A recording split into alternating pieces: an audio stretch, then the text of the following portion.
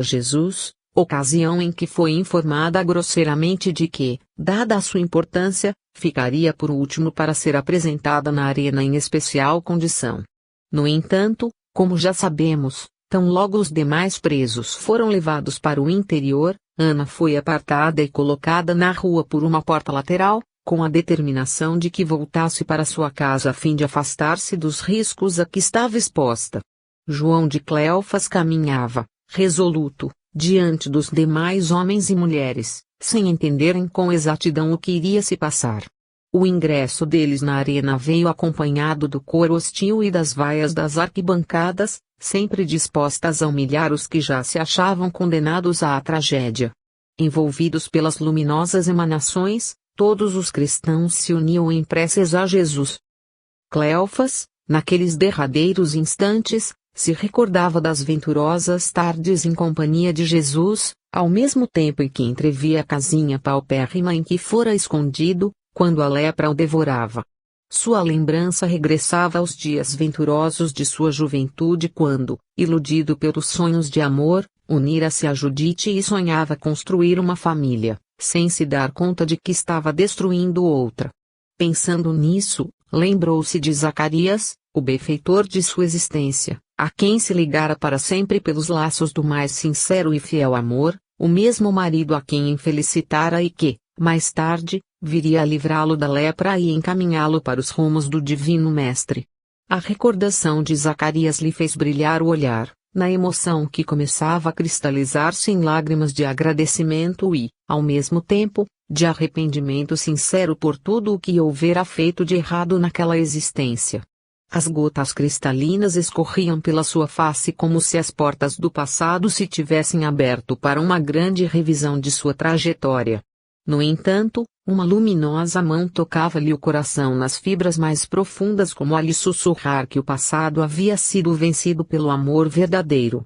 Que aquele era o momento glorioso de entregar-se a Jesus de maneira a fertilizar a seara para o futuro brilhante que estava destinado aos homens, que nenhuma lembrança negativa deveria empalidecer a glória daquele momento de entrega e que o apoio do Divino Mestre se fazia presente para acolher a todos. Na verdade, ali estava Zacarias, o velho amigo, o benfeitor de todas as horas, o que aceitou a dor pessoal e a converteu em semente de esperança no coração de Cleófas. Sim, o velho apóstolo que fora designado por Jesus para levar amor aos mais cruéis algozes, fora igualmente autorizado a trazer o bálsamo do consolo àquele que, 20 anos antes se tornara seu próprio seguidor, aquele filho que ele próprio não tivera. Cleófas passou a verter copiosas lágrimas, agora que seus olhos físicos conseguiam divisar a figura dócil e fraterna de Zacarias ao seu lado, com um sorriso de alento no rosto e os olhos igualmente embaciados pela emoção daquela hora. Aquele mesmo Zacarias, que aceitara o sacrifício por amor, agora voltava para infundir amor e confiança ao amigo verdadeiro na hora em que o testemunho doloroso lhe cabia como alvará libertador das culpas e erros do passado. Envolvido por essa onda de sentimentos grandiosos, João de Cleófas percebeu que suas lágrimas poderiam ser interpretadas pelos demais como uma demonstração de medo ou de covardia ante um angustioso momento. Entendendo-lhe as preocupações, Zacarias dirigiu-se a ele para ajudá-lo, naquela hora derradeira, a ser escora para os outros que nele tanto se espelhavam. Lembra-te, querido filho, de que cantar deve ser sempre a manifestação da alegria diante da mais cruel adversidade. Escutando-lhe claramente as palavras, João sorriu agradecido pela lembrança e, ainda que as lágrimas seguissem caindo-lhe dos olhos, sua voz forte e confiante passou a entoar os hinos religiosos que os cristãos tanto estimavam em seus encontros solitários e isolados, com os quais desejavam homenagear a excelsitude do Pai e a bondade do Cristo. Ouvindo-lhe a voz decidida, os que o circundavam, igualmente encorajados pelo seu exemplo e pelas forças espirituais que a todos eram distribuídas,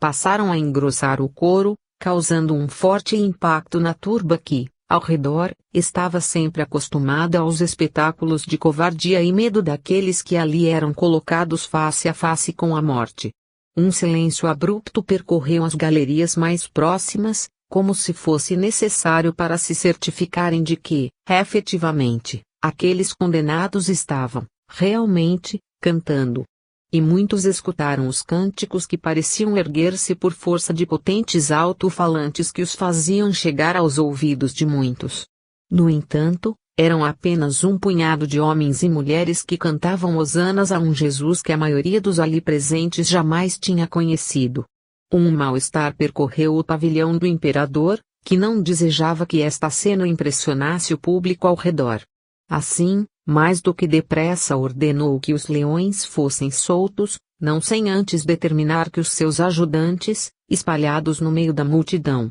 interrompessem aquele momento de surpresa, retomando a algazarra para quebrar a atmosfera que fora criada. Junto dos mártires que cantavam, estava Lívia, confundida com os servos pela indumentária humilde e que, tão logo dera a entrada e se posicionara com todos os demais diante das acomodações luxuosas de Nero, onde também estavam todos os senadores, ajoelhou-se em preces íntimas, mas buscou com o olhar a figura do marido que, por certo ali estava também a assistir à cerimônia tétrica. Ao longe, pareceu-lhe entrever a silhueta de Públio que rebrilhava à luz dourada do entardecer, ostentando as insígnias da glória mundana, no que foi interrompida pelas feras famintas que haviam sido liberadas e caíram sobre os mártires com ansiosa fúria, dilacerando-lhes os corpos frágeis. Importante que se diga, no entanto, que nas operações magnéticas a que foram submetidos todos eles, brando anestésico espiritual lhes fora submetido para que não sofressem com as atrocidades animalescas e enfrentassem desassombradamente aquele triste momento na trajetória humana. Por isso, enquanto o espetáculo prosseguia diante da euforia enlouquecida da turba, agora ampliada em número pela multidão que se apinhava nas colinas adjacentes e nas sacadas de todas as construções próximas de onde se podia vislumbrar a arena, hinos de glórias erguiam-se no plano espiritual que dominava o ambiente e envolvia a todos os presentes. Assim, perto de 500.000 pessoas estavam abraçadas pelas ondas de força espiritual que se produziu naquele fenômeno de crueldade humana e de solicitude celestial, ocasião em que os emissários do amor passaram a depositar em cada coração dos que assistiam a semente daquilo que viria, no futuro, transformar-se no jardim cristão, da esperança, da força e da boa nova no caminho dos homens. Uma brilhante estrada celeste se abriu iluminando a arena e permitindo que legiões de arcanjos do Divino Mestre viessem trazer a auréola do sacrifício suportado com fidelidade e confiança, como símbolo glorioso que ostentam os trabalhadores fiéis da causa do Cristo sobre a terra. Como já se disse, assim que as feras se atiravam sobre os indefesos sacrificados, uma equipe de espíritos os envolvia em brando entorpecimento que lhes facilitava a suportação de tão áspera desencarnação. E enquanto a arena se cobria de corpos dilacerados e se tingia de rubro, a corte angelical ia sendo formada com a chegada dos espíritos libertados, trazidos pelos braços de seus mais íntimos colaboradores. Zacarias carregava Cleófas como precioso fardo do coração. Simeão trazia com carinho celeste o espírito de Lívia, desprendida da matéria. Desta maneira, para cada vítima havia braços luminosos que a acolhiam e a transportavam até o círculo de forças formado pela projeção dos raios celestiais que se projetavam do alto. Na dimensão espiritual, um verdadeiro reboliço se observava, já que grande parte dos espíritos ignorantes, passando a divisar a cena elevada que tinham sob as vistas, tentavam deixar o seu lugar para pular na arena e correr ao encontro das luzes divinas, como se ali estivessem todas as suas esperanças. Outras, vendo a grandeza daquele fenômeno, se amedrontavam e queriam fugir dali, gritando apavoradas. Outras mais, revoltadas por não conseguirem participar de tal banquete, passavam a vociferar contra as potências do amor, dando vazão aos seus complexos e culpas, demonstrando todo o seu atraso e seus rancores acumulados. Todavia, nenhuma das entidades conseguia sair do lugar que ocupava. Parecia que uma força superior a tudo o que eles conheciam, as havia chumbado ao lugar, obrigando-as a presenciar tudo aquilo. dentre os encarnados que assistiam à festança, apesar de estarem sempre afeiçoados aos espetáculos dantescos que ali ocorriam, regados à bebida e à promiscuidade, grande parte dos assistentes, naquele dia, se deixara impressionar pelo gesto estoico e corajoso daquele punhado de inocentes que, apesar da tragédia a que eram expostos, cantavam hosanas a um Deus que eles não conheciam. As vibrações elevadas do ambiente espiritual somadas às cenas fortes que ali se produziram, abriram, na indiferença do coração de muitos, as fendas luminosas da vergonha, do medo, da admiração, da curiosidade, da surpresa, verdadeiras passagens por onde, mais tarde, a compreensão diferente das leis do universo penetraria e os transformaria também. Ao lado deles, espíritos generosos também procuravam despertar-lhes as fibras mais íntimas, tocando seus sentimentos com forças que estimulassem a compaixão, a misericórdia. E, em momento nenhum tanto como naquela hora, o senador Públio Lentulus sentiu uma tal aversão por todas as coisas mundanas que ele sempre buscara conquistar.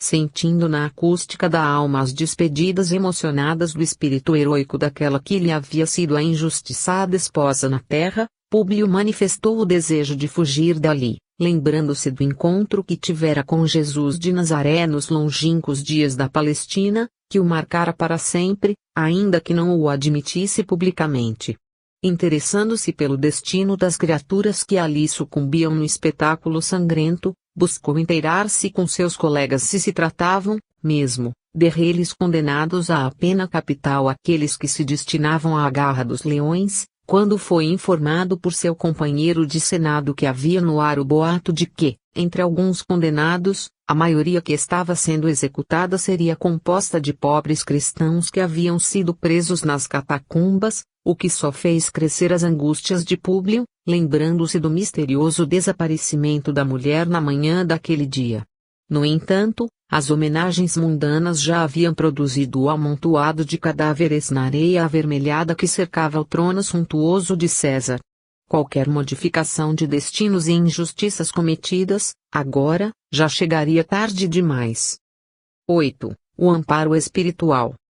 Ao mesmo tempo em que João de Cleófas se erguia carregado por mãos amigas que o guardavam como preciosidade, a bondade divina tinha para os demais que haviam sido sacrificados na arena, igualmente, a generosa acolhida que se pode dispensar a todos os que, em face das experiências pessoais, chegam ao término de sua existência vitimados pelas injustiças. A grande maioria dos que ali estavam para ser assassinados ante a turba ensandecida era composta de criaturas humildes, sofredoras, desesperadas que buscavam a palavra da Boa Nova naquela noite para acharem forças. Se os cristãos tinham seu sacrifício aceito como ato de bravura moral, ainda que estivessem, alguns deles, em processo de resgate com o qual se quitavam com a lei de causa e efeito por arbitrariedades cometidas no passado, os outros curiosos, desejosos de encontrar esperanças espirituais, ainda que não fossem cristãos convertidos, eram amparados por sua condição de vítimas das injustiças, da violência, dos conflitos de interesses mesquinhos que os homens apresentam na arena da vida. Eram processos dolorosos de desencarne que, em verdade, também significavam operações de compensação perante o grande tribunal invisível da consciência, já que ali se achavam encarnados os que, outrora, igualmente também haviam produzido sentenças iníquas, condenações escabrosas, conduzidos ao resgate de seus crimes e à limpeza de suas consciências que, para seguirem adiante no processo de elevação, se impunham regressar ao mundo para expurgarem de si mesmas as culpas do passado. Por isso, o amparo invisível não envolveu somente os líderes apostólicos e os cristãos convertidos, recolhidos como já vimos, por mãos excelsas. Cada um ali desencarnado recebera o amparo conforme a sua condição espiritual e, se não puderam acompanhar a luminosa caravana daqueles que se libertavam e deixavam na areia o sangue do sacrifício pela causa do amor, eram amparados e levados a ambientes compatíveis com a ajuda que lhes era, igualmente, destinada pelo mundo espiritual, afastando-os daquela atmosfera sinistra, onde seus corpos estavam dilacerados por todas as partes. Todavia, se aos que haviam perdido a vida naquela tarde trágica, o mundo espiritual se desdobrara para recebê-los com as glórias das quais se fazem dignos os soldados vitoriosos, não deixou de, igualmente, amparar a malta dos alucinados que haviam acorrido ao espetáculo para saciar suas tendências inferiores. Isso porque, uma imensa pleiade de espíritos trabalhadores do amor estava postos para recolher entidades espirituais ignorantes e necessitadas, que seguiam os passos dos encarnados em busca de emoção e aventura, mas que, naquele dia, se viram magnetizadas por impressionante força que, sem que pudessem compreender, as mantinha chumbadas ao local do triste e vergonhoso espetáculo. Sobre toda a arena e as quase 500.000 pessoas que se amontoavam nas colinas, patamares e sacadas que circundavam o grande circo, aquilo que se poderia chamar de manto do Senhor se havia projetado no mundo espiritual e, através de seu suave magnetismo, propiciará a modificação da compreensão e de sentimentos em uma imensidão de entidades sofredoras que, iludidas pela ignorância, se mantinham ligadas aos homens, consorciadas em uma simbiose ou interdependência nefasta para ambos, apesar de prazerosa à primeira vista. Ao assistirem àquele cenário de tragédias, muitas das entidades espirituais que se ligavam aos espectadores e os acompanhavam, sentiram uma aversão brutal e desejavam fugir dali, amedrontadas. Às vezes, a crueldade chega a causar pânico até mesmo nos indivíduos cruéis. E essa condição magnética do ambiente fazia com que tais espíritos, mais ignorantes do que maus, se desesperassem com tudo aquilo e tentassem fugir dali em desabalada carreira. No entanto, como já explicamos, não conseguiam sair do lugar, como a terem que sorver as cenas desagradáveis até o último gole, a fim de se vacinarem contra tudo aquilo. Outras entidades havia que, num primeiro momento, partilhavam da crueldade demonstrada pelos que dirigiam o espetáculo, gritando palavrões e xingamentos aos que haviam sido apresentados na arena, engrossando o coro dos encarnados. Pareciam lobos invisíveis que se preparavam para o banquete de carne que se iniciaria a seguir. Entretanto, o gesto dos sentenciados que se uniam em redor de João de Cleofas e cantavam hosanas em emocionante demonstração de fé em um Deus desconhecido pela maioria, produzira tal espetáculo de luzes e força, que, no íntimo de tais entidades gozadoras, gerou um impacto tal que elas também se viram surpreendidas. Enquanto que os espectadores viam apenas homens e mulheres cantando à espera de um trágico desfecho, o mundo espiritual ao redor testemunhava uma inundação de luzes e perfumes, cânticos e poderes espirituais que chegavam em resposta à demonstração de fidelidade, principalmente aquela que se vivencia no instante do sacrifício mais dolorido. Por isso, centenas de milhares de entidades inferiorizadas e maldosas sentiram um aperto na altura do coração e da mente, como se uma poderosa força lhes estivesse extraindo dali alguma coisa endurecida que, de há muito se havia instalado e amortecido suas capacidades de pensar e de sentir. Muitas dentre elas foram levadas ao oposto dos sentimentos, depois que presenciaram as alavancas do amor que respondiam ao cântico dos miseráveis que eles achincalhavam com sua ironia, e se projetaram num nó de lágrimas desesperadas, como se começassem a suplicar ajuda a tais poderosas forças, reencontrando um caminho para saírem das próprias trevas. Não é preciso dizer, para o esclarecimento do leitor, que também no mundo invisível, ali naquela arena de paixões inferiores, havia um arremedo de direção por parte das entidades trevosas que procuravam conduzir as emoções da turba segundo o que parecia mais conveniente no estímulo das más paixões e na manutenção das dominações inferiores sobre os encarnados que dirigiam com facilidade. Assim, a cada área do vasto conjunto de bancos daquele anfiteatro, uma entidade de porte avantajado e de semblante grotesco e mau, se postava como a cera que mantinha o grupo de espíritos que acompanhavam os encarnados sob seu controle. Com isso, buscavam impor o temor naqueles que fossem mais exaltados ou que desejassem se comportar por padrões que tais espíritos dominadores não achassem adequado.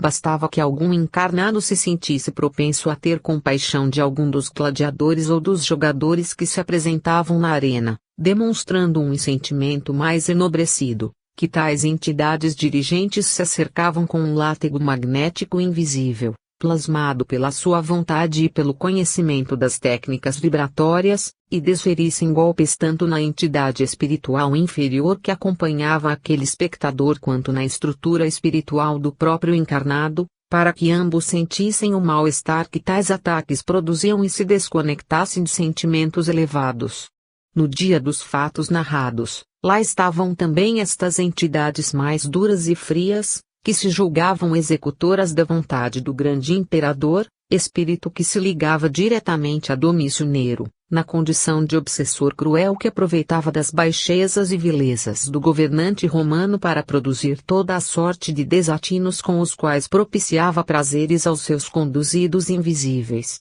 Por isso, leitor querido, havia, ao lado do imperador encarnado, uma entidade que se intitulava também Grande Imperador, que pensava possuir poder suficiente para liderar o movimento que, do lado de lá da vida, tentava reproduzir os mesmos prazeres e sensações vis, exortando tanto os espíritos que dirigiam quanto os encarnados a se manterem atrelados a condutas desregradas. E no mundo espiritual inferior, uma rede de comando se estabelecia para dar sustentação ao seu grande César, que era composta por sacerdotes dos diversos templos, corrompidos por suas práticas deploráveis e que, morrendo na terra, chegaram ao mundo espiritual nas mais difíceis condições, tendo sido arrebanhados por tais entidades escuras para darem continuidade às práticas nocivas e enganosas. Igualmente compunham tal organismo os magistrados venais e corruptos que se viam expulsos do corpo físico e acabavam assediados por tais estruturas, aceitando permanecer nas mesmas antigas concepções de uma justiça miserável e adulterada por torpes raciocínios e combinações legais.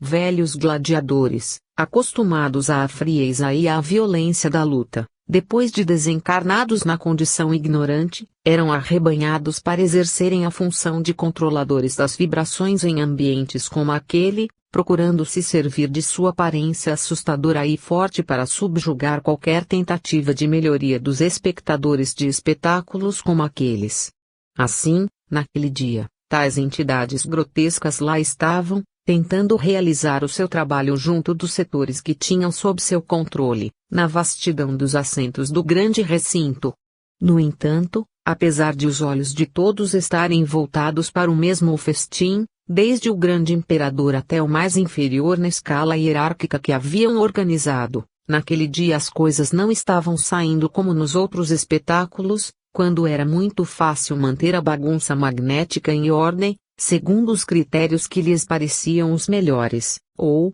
melhor dizendo, os piores. Isso porque, tomados pela emoção daquele ato de devotamento jamais encenado naquele teatro de prazeres, uma grande quantidade de entidades espirituais que acompanhavam os encarnados, sem falar-se destes próprios, passou a sintonizar com um padrão de sentimentos incompatível com o desejo da grande organização trevosa que dava sustentação a eventos desse tipo. Inúmeros espíritos, até então acostumados a vociferar no acompanhamento das gritarias e desafios vulgares da plateia, naquelas circunstâncias ganhavam coragem para suplicar ajuda também e deixavam rolar lágrimas muito represadas por terem se achado esquecidos pelos deuses de suas crenças. A cada reação inadequada por parte dos presentes, acorriam os gladiadores com o chicote a estalar sobre tais demonstrações de arrependimento e pedido de socorro. No entanto, as forças que estes espíritos inferiorizados sentiam, graças a uma nova fonte de esperanças, os encorajavam a seguir na mesma trajetória de súplicas e, apesar do medo que experimentavam dos tais gladiadores desencarnados, maldosos e violentos, não modificavam suas condutas apesar das chicotadas. Tais chicotadas não duravam muito porque logo mais à frente, ao lado, atrás, alguma outra entidade se apresentava igualmente modificada por força da mesma energia transformadora. Para lá se dirigia a entidade agressora para distribuir suas prendas dolorosas, como descargas magnéticas de baixo teor. No entanto, mal chegava ao local e outro, mais adiante, demonstrava a mesma sensação, a exigir-lhe o desdobramento impossível de abarcar a todos os que se mostravam propensos a uma modificação indesejável. Via-se o tal gladiador espiritual como que perdido no meio de tantos a quem deveria castigar, sem conseguir fazê-lo e sem entender o que se estava passando, já que, acostumados à frieza de julgamento e de obediência cega, estes espíritos não se prendiam aos espetáculos ou jogos na arena e sim ao cumprimento de suas tarefas junto aos que assistiam ao espetáculo. Naquele dia, não puderam cumprir o seu dever de intimidar em face das muitas centenas de entidades que passaram a manifestar o seu descontentamento com o tipo de vida que levavam, seduzidas pelo espetáculo de beleza espiritual que, por primeira vez, se havia orquestrado no ambiente espiritual daquele circo. E é importante que se diga que isso não se passou apenas no íntimo dos desencarnados necessitados. Entre os encarnados, ainda que a sua constituição orgânica os impedisse de presenciar os feéricos efeitos de luz e encantamento que eram tão especiais naquele dia para todos os espíritos daquele local, a condição vibratória que todos ostentavam permitia que sua sensibilidade pudesse captar algumas das sensações diferenciadas que ali estavam em jogo, absorvendo através de sua psique os componentes elevados das vibrações em curso e, em muitos casos, sentindo uma estranha alteração em seu estado de ânimo, em sua emoção, até então, indiferente. Por isso, para muitos encarnados a presença ali, naquele espetáculo de dor e covardia, foi a primeira brecha em sua armadura tosca que faria com que, mais tarde, se interessassem por aquela noção bela, nobre e elevada de crer em um Deus que os sustentaria até mesmo no momento crucial do mais atroz sacrifício. E à medida que se afastavam do cenário triste o grupo dos que tiveram o corpo assassinado, a grande quantidade de entidades das arquibancadas, espíritos curiosos agora cheios de esperanças, entidades atreladas aos prazeres dos encarnados que se reconheciam cansadas das frustrações constantes, espíritos maldosos e mordazes que, repentinamente foram impressionados pelo cântico de fé dos que morriam e pela resposta do mundo superior aos seus sacrifícios, todas estas entidades começaram a receber a ajuda da grande caravana do amor que viera à Terra para elevar os espíritos a outros patamares de compreensão e de esperança. Assim, tornavam-se visíveis, na arena, espíritos nobres que compunham o séquito brilhante dos que eram os pescadores de almas e, veneráveis e fraternos, de lá do piso arenoso que compunha toda a pista de corrida onde se exibiam os atletas e os carros nas competições, estendiam seus braços aos espíritos que estavam na plateia, convocando-os a segui-los. Tal caravana superior era composta por anciãos, mulheres luminosas, matronas romanas trajadas à moda das antigas tradições, espíritos que se assemelhavam a estrelas transformadas em pessoas por alguns momentos, a solicitar carinhosamente que os que desejassem, descessem à arena para iniciarem uma nova jornada. Ante tal cenário, fez-se ouvir, através de sistema sonoro acionado pelo espírito obsessor, que se fazia chamar de Grande Imperador, uma convocatória aos seus asseclas para que reforçassem a agressão a fim de impedir ou intimidar os mais entusiasmados, alertando a todos os integrantes da organização de que estavam sendo atacados por forças inimigas que não poderiam prevalecer. Mais funcionários foram enviados para fazer o cerco aos integrantes da arquibancada para que não deixassem seus lugares em direção aos que os chamavam lá na pista de corrida.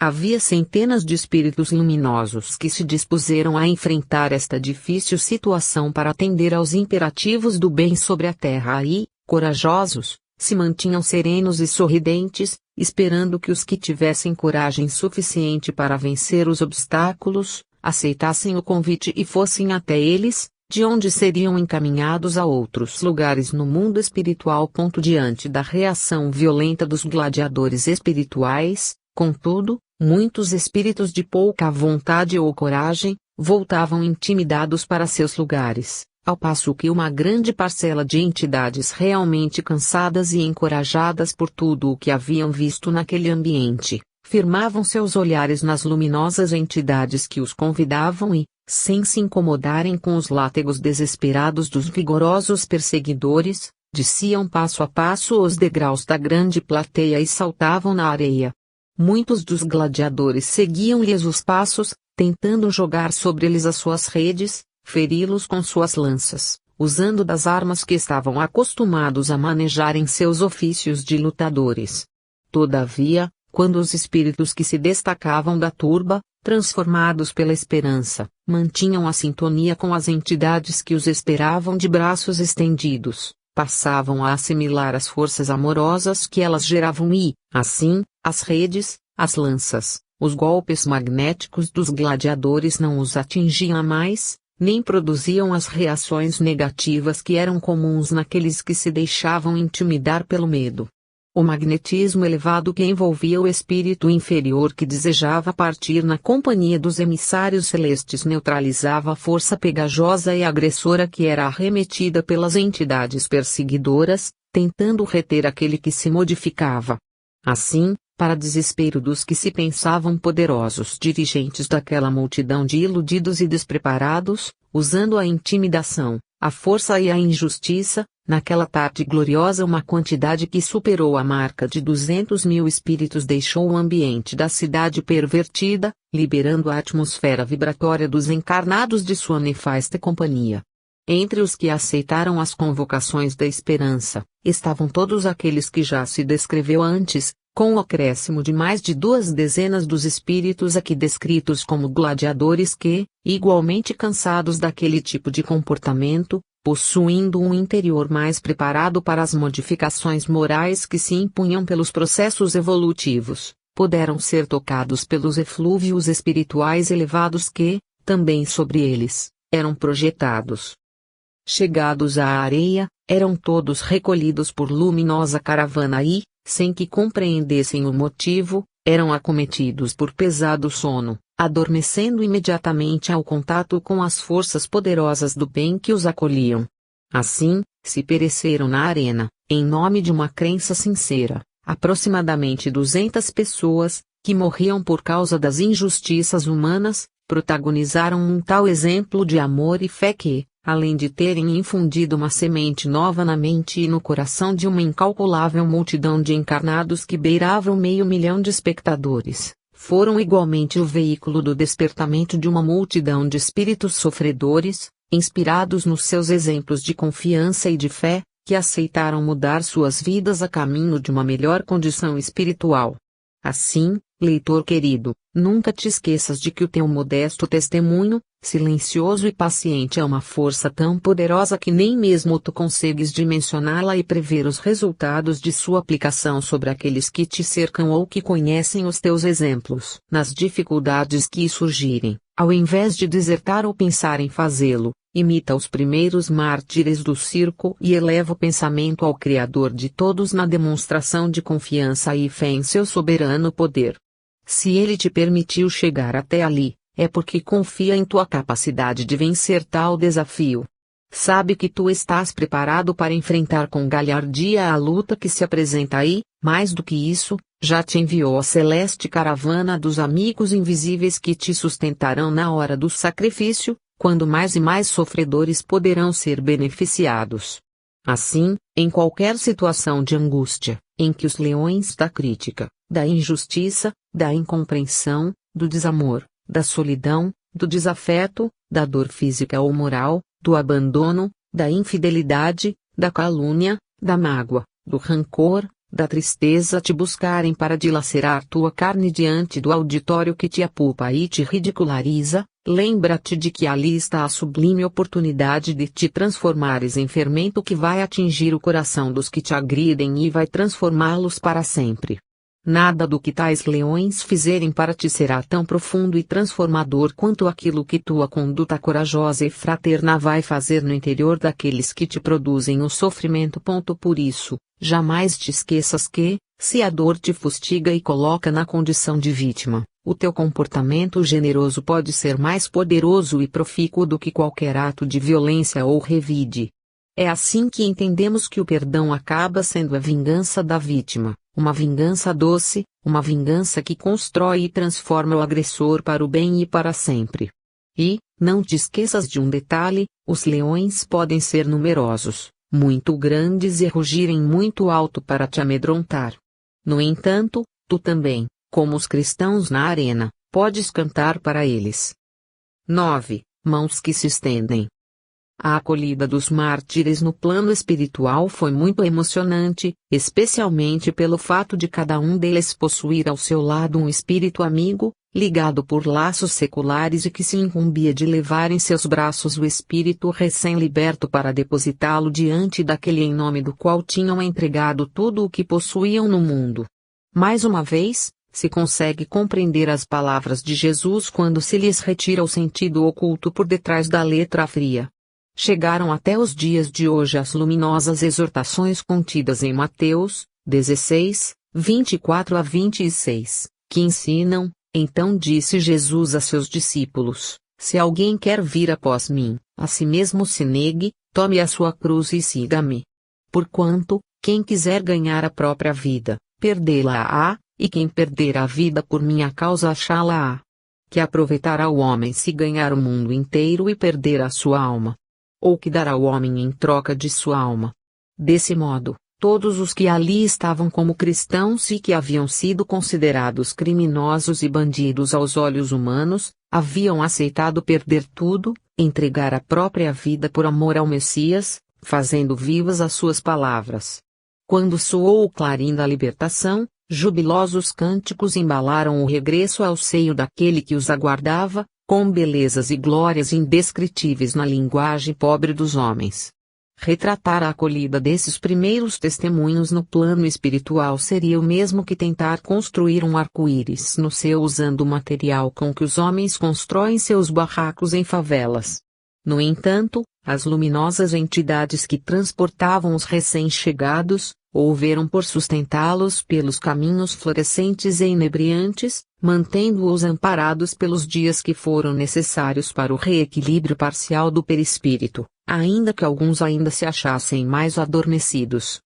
Dessa forma, vencidas as horas necessárias à maior ambientação dos espíritos dos mártires, foram eles encaminhados ao local preparado para que, uma vez recuperados do choque rápido da desencarnação violenta na arena de Roma, pudessem receber o prêmio maior das mãos do próprio Senhor compassivo e amoroso. Ao lado de Lívia seguia Simeão enquanto Zacarias carregava firme o espírito de João de Cleofas que, de maneira mais consciente, abraçava-se ao amigo com o sentimento de gratidão por tudo o que dele havia aprendido e dos exemplos que recebera nas horas cruciais de sua existência. Reunidos em vasto salão que se misturava à natureza luminosa daquele plano diáfano e cuja nobreza sem exagero se impunha pela beleza e o bom gosto jamais igualados pelas criações humanas, numa mistura de simplicidade e brilho celestial, colocavam-se os recém-chegados em confortáveis poltronas que mais lhes pareciam ninhos mácios e floridos onde seus espíritos se recompunham dos últimos acontecimentos com o corpo físico. Por detrás de cada um mantinha-se aquele que os havia recolhido e se encarregara de ampará-los até aquele local, onde partilhariam das alegrias do celeste governante. Todos possuíam, assim, um amigo espiritual que os ajudava a se equilibrarem enquanto que, em outro local, bem mais distante dali e afastado daquelas energias intensas, mas amparados por forças suaves e balsamizantes, se congregava a imensa quantidade de entidades que foram retiradas dos espectadores, convertidas à esperança que lhes sorria naquele momento trágico e desejosas de aceitar o reino de Deus em suas vidas. Todos os mais de 200.000 espíritos, incluindo aí os gladiadores arrependidos, estavam submetidos às disciplinas do amor que vigia suavemente, preparando-os para testemunharem a grandeza daquele sublime momento na vida daqueles que aceitaram morrer por uma causa maior do que tudo. Assim, no ambiente onde se reuniam, imenso telão de material muito sutil, algo parecido com uma finíssima tela de seda pura, seria usado para que todos tivessem a visão clara da beleza daquele momento. A maioria dos que ali estavam nunca tinha ouvido falar de Jesus, mas seus espíritos guardavam no recôndito mais profundo de si próprios a certeza de que o governador da Terra, a mais alta autoridade espiritual do planeta, estaria envolvida naquele evento. Aliás, Era exatamente por isso que lhes seria permitida a visão daquele reencontro, uma vez que o simples fato de vislumbrar o Cristo, ainda que através de um aparato semelhante ao cinema dos humanos, seria muito marcante aos seus espíritos. Por isso, enquanto se fazia silêncio no ambiente principal onde se localizavam os primeiros mártires de seu evangelho na grande metrópole mundana, um coro angelical se fazia ouvir com cânticos que elevavam as almas e faziam brotar lágrimas espontâneas. Dir-se-ia que se ali existissem pedras, elas aprenderiam a chorar de emoção. Para uma melhor imaginação do leitor, o recinto preparado para os mártires se assemelhava a um teatro que tivesse poltronas que se erguiam em forma de anfiteatro como se fossem afixadas na parede interna de uma concha, abrangendo os 360 graus, com o palco localizado no centro do vasto recinto. A região que rodeava o palco central era composta pelas poltronas já descritas onde se colocavam os espíritos que seriam recebidos naquele banquete de amor. As luzes suaves iluminavam todos os assentos do vasto recinto que estavam ocupados pelos espíritos que acorriam ao local para participarem das boas-vindas, entidades envolvidas com o trabalho da semeadura do Evangelho na Terra, futuros cristãos que se preparavam para seguir para a frente de batalha do bem, amigos e familiares espirituais dos que chegaram, tutores e mártires de outros tempos. Delegações espirituais de todos os povos da terra que traziam espíritos que se candidatavam a levar a mensagem de esperança pelos caminhos humanos em outras paragens, todos ali estavam, silenciosos e elevados. No entanto, o centro onde estava o palco era guarnecido por uma penumbra que se fazia em respeito ao plácido repouso dos viajores que se adaptavam ao novo ambiente espiritual. Recebiam baixa luminosidade proveniente do reflexo daquela que se destinava às poltronas dos presentes, igualmente cuidadosos para com a tranquilidade de seus irmãos, fragilizados e protegidos. Não tardou muito para que, anunciando a chegada do momento tão esperado, luminosa entidade se deslocasse para o centro do palco, de onde sua figura podia ser vista e ouvida por todos sem que tivesse que fazer qualquer esforço vocal maior do que pronunciar serenamente as palavras. Seu espírito, aureolado de luz safirina, como se fosse construído por raios estelares furtados do céu noturno, irradiava uma simpatia tal que naturalmente se projetou sobre toda a assistência, fazendo calar qualquer ruído e, com simplicidade, passou a dar os contornos daquele tão esperado reencontro. A emoção que tomou conta da grande assembleia foi imediata. O semblante jovial e ao mesmo tempo maduro confundia a mente dos que pretendessem entender racionalmente o que se passava. Ali, naquela hora, era o coração que era chamado a sentir, pois a razão teria muita dificuldade e seria muito pobre para compreender. Amados irmãos, disse o orador humilde e sereno, permitiram, a bondade do Pai e a amorosa solicitude de Jesus, nos encontrássemos aqui para saudar os vencedores do mundo. E enquanto os farrapos são devolvidos ao plano da ilusão, aqui nos achamos diante das essências verdadeiras. Breves momentos lacrimosos na terra não serão facilmente suportados diante das imensas recompensas do céu. Tantos são os que regressam da vida em condições lastimáveis, depois de terem recebido toda sorte de favores divinos para que vencessem pequenas adversidades. A cobiça, os interesses pessoais, os defeitos morais, os caprichos da individualidade fragilizam tanto a vontade dos vivos na carne que se nos afigura pequenina qualquer festividade, por maior que possa ser, e que tenha por finalidade receber os que não fraquejaram no cenário mentiroso e ilusório da terra dos homens. Por isso, só pode ser compensada tal demonstração de fidelidade pela generosidade daquele que tudo venceu, tudo ofereceu por amor ao Pai e a nós todos.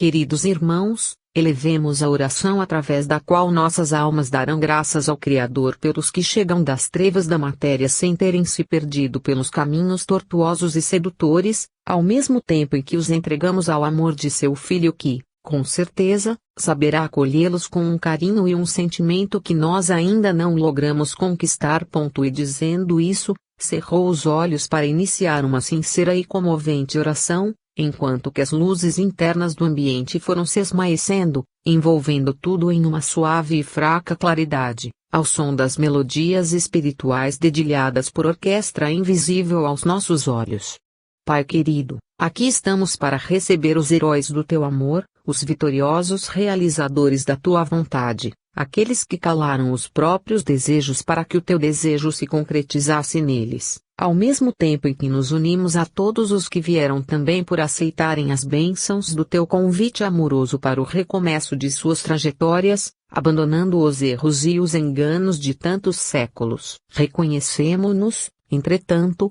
miseráveis e destituídos de méritos para erguermos homenagens à altura de seus valores e, por isso, rogamos àquele que te representa com tanta fidelidade perante todos nós, que possa estender as mãos de luz sobre todos eles para que despertem fortalecidos e recebam os abraços calorosos que destinamos àqueles a quem admiramos pelo seu denodo, renúncia e fidelidade a ti. Escuta-nos, Jesus, o pedido que fazemos por estes mártires de tua causa, para que a vida que perderam por ti lhes seja devolvida em glórias celestes no teu seio amoroso e fraterno. E por todos nós, os convidados para a reforma de nosso próprio ser, famintos de novas forças e ansiosos por novos rumos. O orador se havia transformado aos olhos espirituais de todos os presentes. A figura assumira novamente as vestes pobres daquele jovem do passado, ardoroso cultor da lógica do bem, transformado em fiel defensor da lógica do amor na modesta agremiação mantida por Simão Pedro em Jerusalém. E fosse porque a oração que fazia o levava para o passado distante ou porque seu coração se identificasse com o das vítimas da ignorância, todos puderam vislumbrar a sua transformação fisionômica que se transmutara naquele mesmo do pretérito, o primeiro dentre todos os mártires da causa de Jesus na terra. Sim. Ali estava Estevão.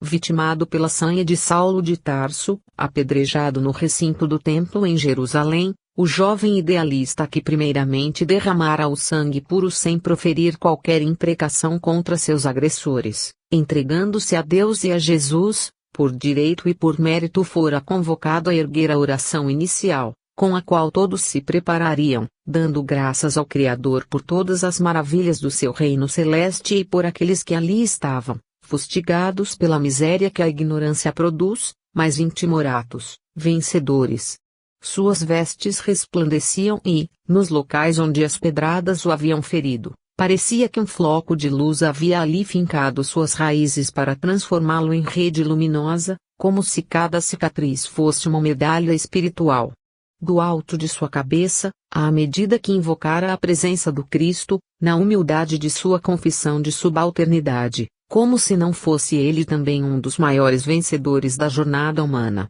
um jato de intensa luz projetou-se para o alto como que a se encontrar com um outro, ainda mais luminoso que vinha de cima. Unidos em um canal de radiosa vibração, no ambiente esmaecido daquele vasto recinto hipnotizado por tais belezas, como que uma estrela do firmamento veio se achegando por aquela estrada luminosa e se projetou no centro do palco. Era a forma mais luminosa que qualquer espírito houvera podido vislumbrar nos escuros ambientes terrenos. Sua fulgurância majestosa, entretanto, não impedia que os olhos nela se fixassem, como que para não perderem a beleza daquele instante inesquecível. A estrela que chegava era acompanhada dos acordes mais emocionantes e inolvidáveis que nossos pobres ouvidos poderiam escutar.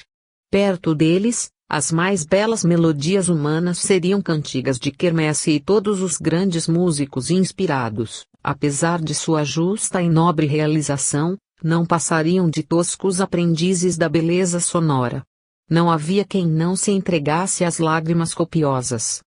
Ao mesmo tempo, em todos os que se postavam nas primeiras poltronas que circundavam o centro do auditório, dessa estrela se projetavam raios que os atingiam na altura do coração, como se fosse uma injeção de potente energia que os retiraria do estado de perturbação momentânea, a fim de acordarem para a realidade daquela hora. O ambiente como um todo passou a irradiar-se de tal forma que se o sol tivesse se transferido para lá, ainda estaria iluminando menos do que se observava naquele momento. Mesmo para descrever estas cenas verdadeiras, nosso espírito se sente tocado pela emoção mais absoluta e nos custa muito traduzir nas palavras frias tudo aquilo que ali se estava passando. Lentamente, a estrela foi ganhando forma humana e, se me é possível dizer algo, olhando para sua figura, posso afirmar que poucos tiveram coragem de olhar-lhe nos olhos, mas todos puderam constatar que estava descalça. Sim, ali estava o sublime peregrino, o tutor de nossas almas e o mestre dentre todos os mestres. Tão logo se viu materializado, sua forma física continuava a brilhar de modo estelar. Aproximou-se de Estevão que, emocionado, ajoelhou-se diante dele. Jesus abaixou-se diante do jovem luminoso e levantou-o com carinho dizendo-lhe: "Lembra-te, filho, eu vos chamo de meus amigos e aqui estou não para ser servido e sim para servir." Estevão esboçou um sorriso tímido que as lágrimas molhavam e lhe disse: "Senhor, teus verdadeiros amigos chegaram." Olhando-os com carinhosa inflexão, Jesus sorriu e disse: "Todos são meus verdadeiros amigos, Estevão, mesmo aqueles que ainda não o sabem. É de júbilo que minha alma está repleta, pois a obra de Deus não é em vão." E dizendo isso, deixou o centro do palco e dirigiu-se para cada poltrona onde um espírito se encontrava despertando diante de tal luminosidade. Achegou-se a Zacarias que, reverente, lhe sorriu emocionado dizendo: "Senhor, nosso Cleofas voltou trazendo as marcas do sacrifício por muito amor ao Pai e a ti." Olhando-o, Jesus colocou a destra sobre a fronte de João, o mais lúcido dentre todos os recém-chegados que, imediatamente, abriu os olhos de maneira plena, exclamando, surpreso: "Meu Jesus! Eu não sou digno de entrar em tua morada." Vendo a sua humildade espontânea, Jesus se abaixou para olhar-lhe bem nos olhos e lhe disse: "João, o trabalhador fiel é digno de seu salário. Tu que foste fiel em pouca coisa, eu te constituirei sobre muitas outras." O discípulo não tinha o que dizer e se o tivesse não o conseguiria. Apenas pensou em seus irmãos que também haviam perecido na arena, ao que o mestre lhe respondeu: "Todos estão aqui, filho querido. A casa do Pai é ampla e a todos sabe acolher com carinho." Um sorriso de tranquilidade preencheu-lhe o rosto e João se viu fortalecido e disposto. A seguir, Jesus passeou por todos os martirizados e sobre eles impôs a sua mão e conversou com cada um, demonstrando o mesmo carinho e atenção, identificando-os pessoalmente, demonstrando saber de seu drama pessoal, de suas dores e aflições e de todo o sacrifício que a vida demandara, na árdua jornada que terminara. Lívia, que vinha logo depois de João, igualmente tocada pelo magnetismo do Mestre, recordou-se de seu encontro na beira do lago em Genezaré, quando Jesus lhe houvera dito que lhe aceitaria o sacrifício quando chegasse a hora e, num gesto de muita emoção, enquanto Jesus se deslocava para a sua direção, pediu a Simeão que a ajudasse, pois queria estar ajoelhada quando Jesus chegasse próximo a ela. Simeão, compreendendo o momento íntimo, ofereceu seus braços firmes e, juntamente com a irmã tão amada, ajoelhou-se também para que o mestre assim os encontrasse, ambos. O ambiente estava carregado de tal magnetismo que nenhum dos presentes ousava tirar seus olhos daquele palco, servindo isso para que muitos que tinham receio de encarar os desafios da semeadura da Boa Nova entre os homens, perdessem ali qualquer medo de suportar o flagício da ignorância humana, a fim de iluminá-la. De todos os lados, almas viam despertar dentro de si mesmas o pendor para o heroísmo a fim de que o melhor de si fosse colocado a serviço da melhor de todas as causas. Tão logo atender a todos os corajosos mártires da primeira hora, entre os quais se achava Lucílio também, o Senhor elevou a palavra falando a toda a posteridade sobre os planos de Deus para a evolução dos homens, divisando os horizontes do futuro e concitando a todos para que perseverassem no bem, já que seria necessária muita dor ainda para que o coração das criaturas entendesse a excelsitude do reino da verdade e do amor. Era, na verdade, o sermão que profetizava para todos as venturas e dores que estavam reservados aos dias do futuro, fazendo-os compreender os planos superiores da direção espiritual da terra para os que pertenciam ao rebanho que tinha sido confiado à sua guarda. Momento de solene elevação, Não havia quem não se ligasse às suas luminosas exortações, demonstradoras do mais puro sentimento de interesse e devotamento por todos os irmãos humanos. E mesmo dentre aqueles que, lá em outro local, assistiam pela tela espiritual os lances do evento, não houve um que não se envergonhasse de seu passado e sentisse o semblante lavado pelas mais ácidas lágrimas de arrependimento como, em breve, será descrito. Muitos se atiravam ao chão em espetáculo de desespero que era logo atendido por vigilantes espirituais a encaminharem o desequilibrado ao tratamento necessário à sua recuperação. Assim nos dois locais estavam os convidados ao banquete do amor. No recinto principal, com Jesus, estavam os devotados servidores da causa do bem, os que perderam a vida por amor a Jesus, recebendo a vida de volta, acrescida da gratidão celeste pelo dever cumprido, o que lhes ensejaria novas trajetórias de trabalho. E no outro ambiente mais afastado mas, igualmente bem amparados por espíritos amorosos, estavam os convidados ao trabalho e ao sacrifício, quase que sentindo inveja dos mártires e desejando tudo enfrentar para terem a ventura de chegar a um momento de glória espiritual, aqueles mesmos que haviam desejado, durante a existência física apenas ganhar a sua vida, gozar e desfrutar os momentos de euforia, agora envergonhados pelos erros cometidos e se sentindo despidos de quaisquer méritos para solicitarem uma nova chance de voltar ao mundo. E, longe dali, guardado na lembrança de Zacarias, estava a figura de Pilatos, envolvida pelo sofrimento do ato trisloucado com o qual tirou a oportunidade de viver fisicamente, havia mais de 20 anos. A todos os fracassados no espírito se poderia aplicar as palavras de Mateus, de que vale ao homem ganhar o mundo inteiro, se depois perde a própria alma. 10. O bem como prêmio da bondade. Nas paragens espirituais luminosas, o reencontro entre os personagens que haviam sido recolhidos na tragédia do circo máximo naquela trágica tarde foi como a realização de um sonho bom que todos nós possuímos, mas que achamos que nunca se concretizará. À medida que a figura luminosa de Jesus visitara um a um os seus primeiros mártires do primeiro massacre coletivo em nome da causa da Boa Nova, em pleno coração daquele mundo dito civilizado, os espíritos que recebiam o influxo de amor, partido do coração amoroso do Divino Mestre, eram tocados por uma luminosidade e uma vitalidade que, sem exceção, os reerguia para uma condição de plena capacidade e lucidez. Ao final desse percurso, todos já estavam plenamente livres de qualquer perturbação espiritual, esse estado natural que sucede o processo de morte do corpo e que pode durar de algumas horas a alguns séculos, conforme as lições espirituais indicam e cuja duração está na dependência do estado de amadurecimento e de preparo do espírito que regressa ao mundo invisível. Na condição de vítimas corajosas de todas as vicissitudes e sacrifícios, dos quais não fugiram, todos eles puderam receber a acolhida de espíritos amigos que, nos momentos mais cruciais de seus testemunhos últimos, já os envolviam e amparavam. Por isso, mesmo depois de terem recobrado a lucidez plena, o carinho desses companheiros devotados e luminosos era outro motivo a mais para encher de ventura o coração destes vitoriosos sobre si mesmos.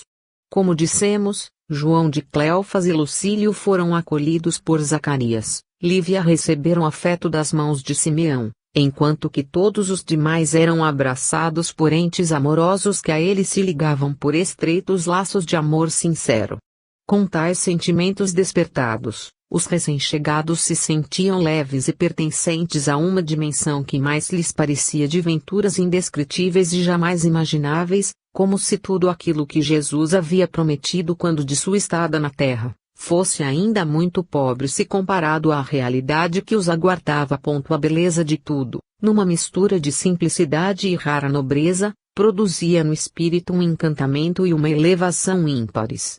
Enquanto tais emoções eram sentidas por todos os espíritos ali congregados para as homenagens aos viajores da fecunda semeadura do amor entre os homens, no mesmo instante longe dali também este amor ilimitado penetrava os corações. Como o leitor há de se recordar, não apenas os vitimados pelos leões foram recolhidos naquele dia.